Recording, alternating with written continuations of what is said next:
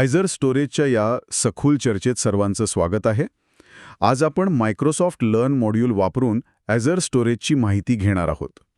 म्हणजे ज्यांना याबद्दल काहीच माहिती नाही त्यांच्यासाठी सुद्धा हे एकदम सोप्या आणि मजेदार भाषेत समजावून सांगण्याचा आमचा प्रयत्न असेल. कल्पना करा की आपल्याकडे खूप सारं डिजिटल सामान आहे. म्हणजे लहानपणीचे फोटोज, कॉलेजचे प्रोजेक्ट्स, आवडते चित्रपट, महत्त्वाचे डॉक्युमेंट्स, सगळं काही. बरोबर. पण हे सगळं आपल्या कॉम्प्युटरमध्ये आहे. आणि समजा कॉम्प्युटर खराब झाला किंवा हार्ड ड्राईव्ह हरवली तर? सगळं गेलं. बरोबर. इथेच Azure स्टोरेज एखाद्या सुपर हिरोसारखं मदतीला येतं. चला, आज या डिजिटल गोदामाचं कुलूप उघडून आत काय आहे ते पाहूया. आणि डिजिटल गोदाम ही उपमा अगदी योग्य आहे. क्लाउड कम्प्युटिंगमध्ये स्टोरेज हा खरंच पाया आहे. म्हणजे जसं घर बांधण्याआधी पाया पक्का हवा, तसंच कुठलंही ॲप्लिकेशन बनवण्याआधी डेटा कुठे आणि कसा ठेवायचा हे ठरवावं लागतं. अगदी. पण एक फरक आहे, या गोदामाची क्षमता अक्षरशः अमर्याद आहे आणि तुम्ही फक्त वापरलेल्या जागेचेच पैसे देता. चला तर मग सुरुवात करूया स्टोरेज अकाउंट म्हणजे काय यापासून. सोप्या भाषेत सांगायचं तर हे आपलं एक मोठं डिजिटल गोदाम आहे, ज्याला इंटरनेटवर एक युनिक पत्ता म्हणजे युनिक नेमस्पेस असतो. बरोबर. क्लाउडमध्ये आपल्या स्वतःचं एक लॉकर घेण्यासारखं आहे हे की नाही? हो. आणि या गोदामाला नाव देण्याचे नियम खूप मजेशीर आहेत. समजा मी याला नाव दिलं माय ऑसम स्टोरेज 123. तर Azure लगेच म्हणेल, नाही, स्पेशल कॅरेक्टर्स नकोत आणि मोठी अक्षरं पण नकोत. बरोबर. नियम असा आहे की नाव 3 ते 24 अक्षरांमध्येच हवं आणि फक्त लहान अक्षरं आणि अंक चालतील. म्हणजे मुलाचं नाव ठेवण्यापेक्षाही जास्त कडक नियम आहेत. खरंच. आणि सगळ्यात महत्त्वाचं म्हणजे हे नाव पूर्ण Azureच्या जगात युनिक असावं लागतं. जसं जगात 2 लोकांचा एकच ईमेल आयडी नसतो, तसंच 2 स्टोरेज अकाउंटचं एकच नाव असू शकत नाही. अच्छा. याचं कारण म्हणजे Azure त्या नावातूनच तुमच्या स्टोरेजसाठी एक इंटरनेट पत्ता तयार करतं. तो पत्ता साधारणपणे HTTPS, मग तुमच्या अकाउंटचं नाव .blob.core.windows.net असा दिसतो. कळलं. म्हणजे नावावरूनच पत्ता तयार होतो. मग तो युनिक असलंच पाहिजे. आता याचे स्टँडर्ड आणि प्रीमियम असे प्रकारही आहेत, बरोबर? हो, हे आपल्या गरजेनुसार निवडायचं. जसं आपण रोजच्या वापरासाठी स्टँडर्ड आणि खूप वेगाने ॲक्सेस लागणार असेल तर प्रीमियम, साधी फॅमिली कार आणि स्पोर्ट्स कारसारखं. अगदी बरोबर. आणि हा वेग येतो कारण प्रीमियम स्टोरेज SSDs म्हणजे सॉलिड स्टेट ड्राईव्हजवर चालतं, तर स्टँडर्ड बहुतांशी HDDs वापरतं.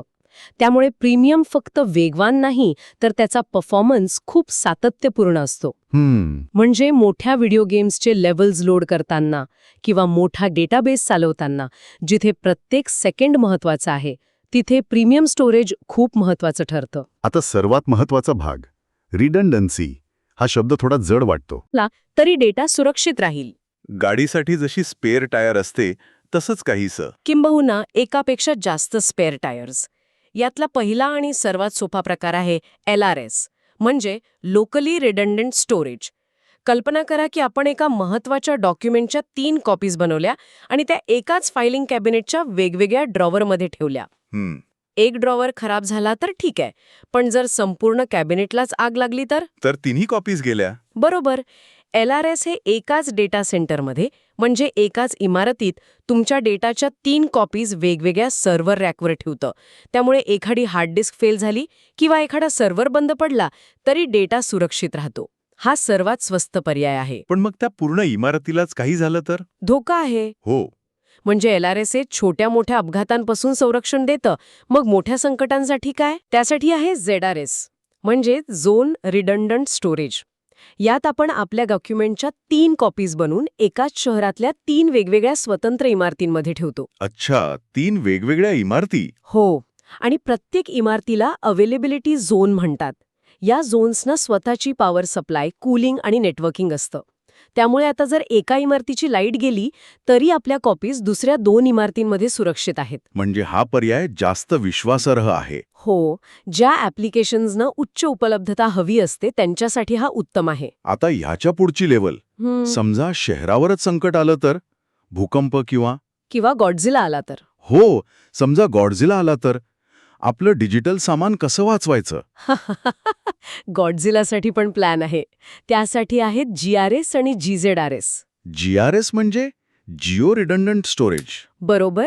यात अझ्योर तुमच्या मुख्य शहरातल्या एका इमारतीत 3 कॉपीज ठेवते LRS वापरून, आणि तिथून शेकडो मैल दूर असलेल्या दुसऱ्या शहरातल्या एका इमारतीत आणखी 3 कॉपीज ठेवते. वाह, म्हणजे डेटा एकाच वेळी 2 वेगवेगळ्या शहरांमध्ये असतो. पण एक प्रश्न आहे, दुसऱ्या शहरात डेटा पोचायला वेळ लागत असेल ना? म्हणजे मी इथे फाईल सेव्ह केली की लगेच तिकडे कॉपी तयार होते का? खूप छान प्रश्न आहे. नाही, लगेच होत नाही. त्याला थोडा वेळ लागतो. याला म्हणतात RPO, म्हणजे रिकव्हरी पॉइंट ऑब्जेक्टिव्ह.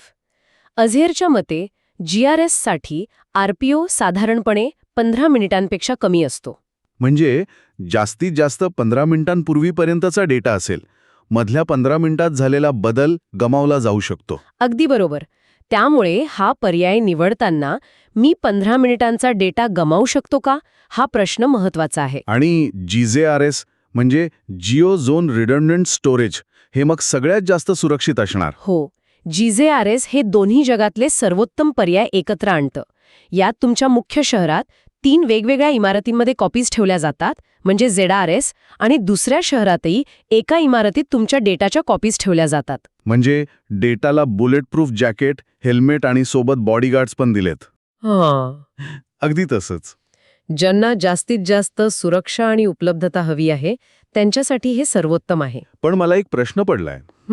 समजा काही संकट आलंच नाही, तर दुसऱ्या शहरात ठेवलेली ती कॉपी तिथे नुसतीच पडून राहते का? नाही, तसं नाही. यासाठीच RAGS आणि RAGZRS असे पर्याय आहेत. RA म्हणजे? RA म्हणजे रीड ॲक्सेस. याचा अर्थ तुमचं मुख्य गोदाम व्यवस्थित चालू असलं तरी तुम्ही तुमच्या दुसऱ्या शहरातल्या बॅकअप कॉपीला कधीही फक्त पाहू शकता, म्हणजे रीड करू शकता. अरे वा. यामुळे तुम्ही रिपोर्टिंग किंवा ॲनालिसिससाठी सेकंडरी डेटा वापरू शकता आणि तुमच्या मुख्य ॲप्लिकेशनवरचा लोड कमी करू शकता.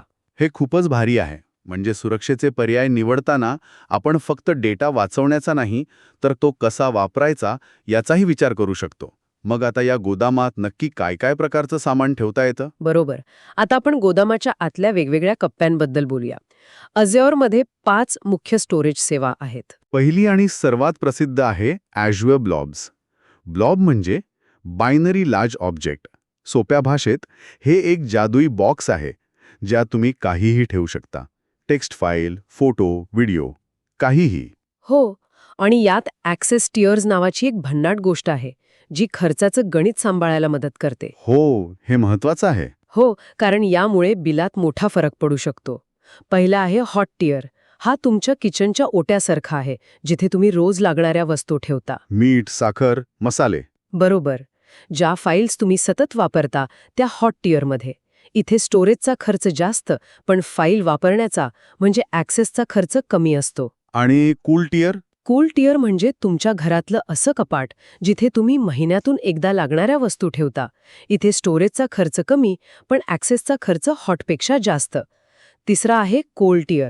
हा तुमच्या माळ्यावर ठेवलेल्या बॉक्ससारखा, जिथे दिवाळीचे दिवे किंवा सणांचे कपडे ठेवलेले असतात. जे वर्षातून एकदा लागतात. हो. आणि शेवटचं आहे आर्काइव्ह टिअर. हे म्हणजे तुमच्या जुन्या घरातली अडगळीची खोली, जिथे अशा वस्तू आहेत ज्यांची गरज पडणार नाही पण फेकताही येत नाहीत. जसे की जुने टॅक्स रेकॉर्ड्स. अगदी. हा डेटा ऑफलाईन असतो.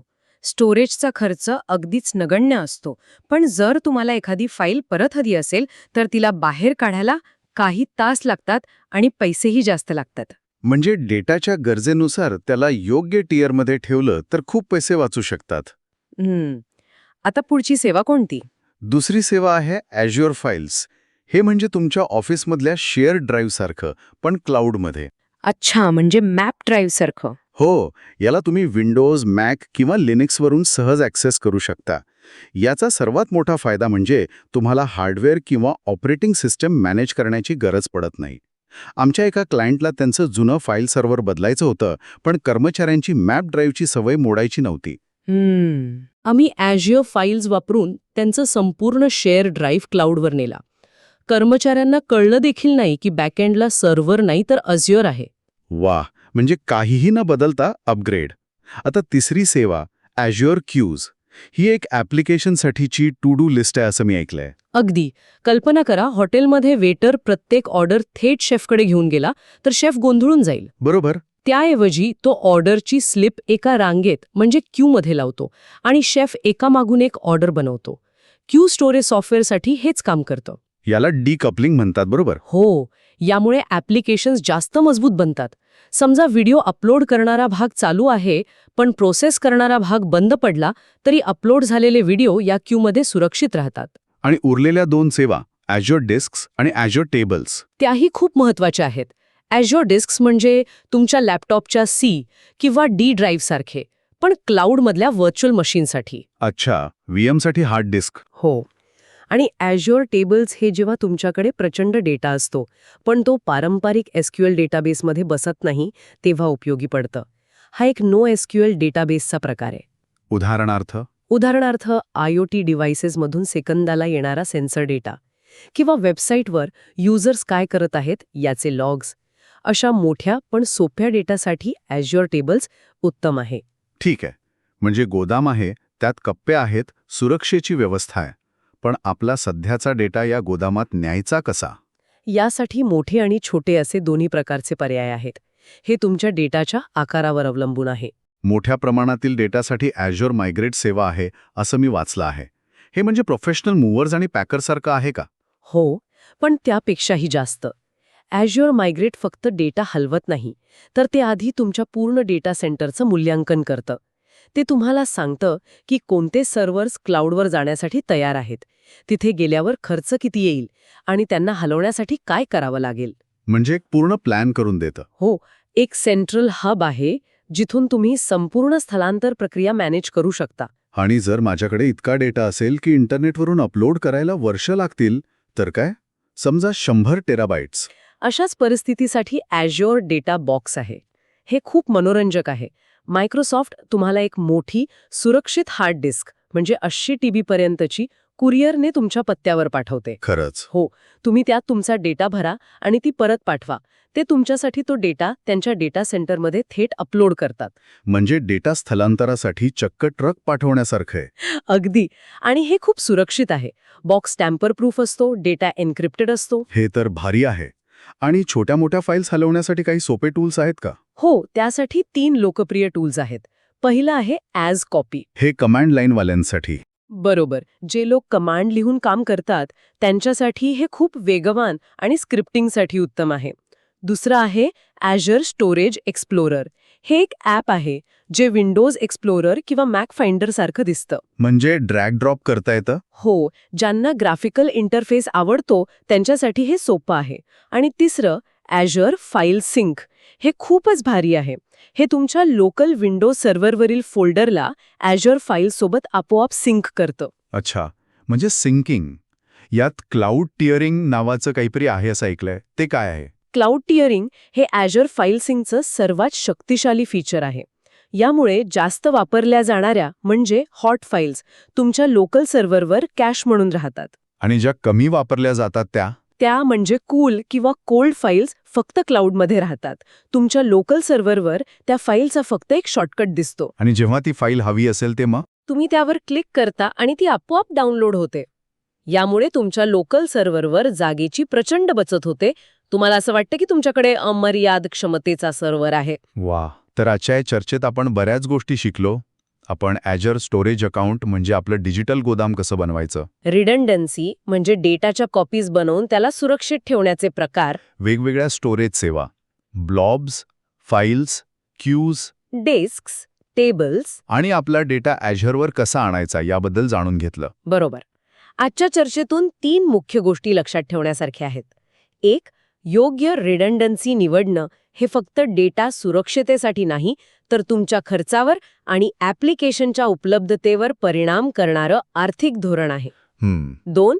ब्लॉब स्टोरेजमधले ॲक्सेस टियर्स नीट समजून न घेतल्यास बिल अनपेक्षितपणे वाढू शकतं. आणि 3. योग्य मायग्रेशन टूल न निवडल्यास स्थलांतर प्रक्रिया केवळ लांबत नाही, तर त्यात डेटा गमावण्याचा धोकाही असतो. म्हणजे प्रत्येक गरजेसाठी एक योग्य साधन उपलब्ध आहे, फक्त ते निवडता आलं पाहिजे. जाता जाता एक विचार आपल्या श्रोत्यांसाठी. आपण डेटासाठी हॉट, कूल, कोल्ड आणि आर्काइव्ह टियर्सबद्दल बोललो. हाच विचार आपल्या स्वतःच्या कम्प्युटर किंवा फोनमधल्या फाईल्ससाठी लावलात तर? हो ना. आपल्यासाठी हॉट डेटा कोणता? म्हणजे रोज लागणारे ॲप्स आणि नुकतेच काढलेले फोटो. आणि आर्काइव्ह डेटा कोणता? म्हणजे शाळेतले जुने रिपोर्ट कार्ड्स. किंवा 5 वर्षांपूर्वीच्या ट्रिपचे फोटो. बरोबर. कदाचित आपलं डिजिटल आयुष्य ऑर्गनाईज करण्याचा हा एक चांगला वीकेंड प्रोजेक्ट असू शकतो.